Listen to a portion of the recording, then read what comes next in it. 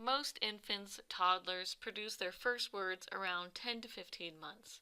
First words typically include names for people and objects and events from everyday life, especially things that the children can influence. And these first words are called holophrases, and they're called that because they express a whole phrase, so the holo means whole. They express a whole phrase within a single word. So ball might mean, I want the ball, there's a ball, or the ball fell. Around 18 months of age, kids undergo what's called the vocabulary explosion, where they acquire vocabulary words at a really fast rate. Around 2 years of age, children begin to use telegraphic speech, which resembles a telegram, those old letters where you paid by the word, and so omitted words like the or unnecessary words. And this is where you get sentences like doggy eat food, kitty run outside, and daddy go bye-bye. Around 2.5 to 4 years, children begin to learn morphemes, or units of words that carry meaning. So these are things like ed and ing, s. For example, ing means in the course of doing something. And if you tack it on to the end of run, voila! The meaning changes to the process of running. And at this point, children can pass the WUG test and make regularization errors like foots and peoples and waked up. Apes have shown much less ability to manipulate the parts of words or morphemes in this way. Even though children go through these same stages of cooing and babbling and holophrases, there is quite a bit of variability in when they achieve these milestones. Not too surprisingly, children learn about words that they're most interested in first. Parents have ways of their own to attract the interest of their infants and their children.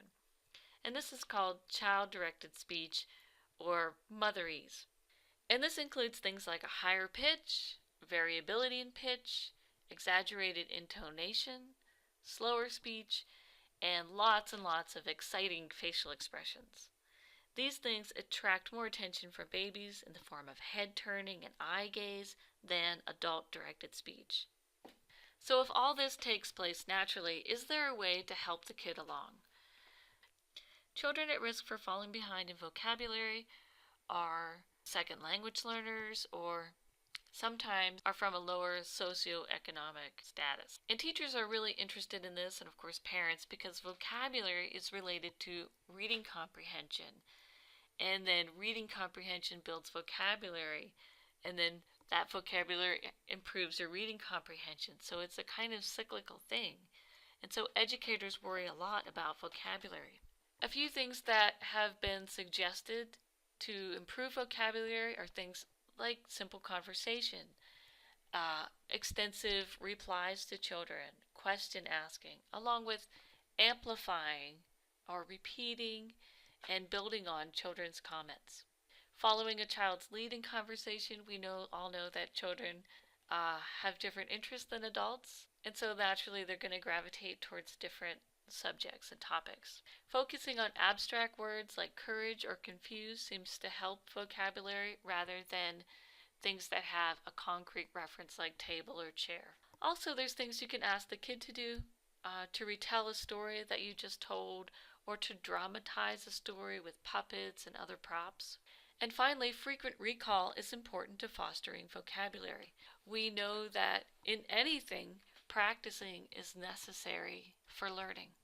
Neurologists often say that what you're good at is what you practice. So in the next lecture, we'll talk about something called the critical period hypothesis and consider whether there's a window of opportunity for learning a first language.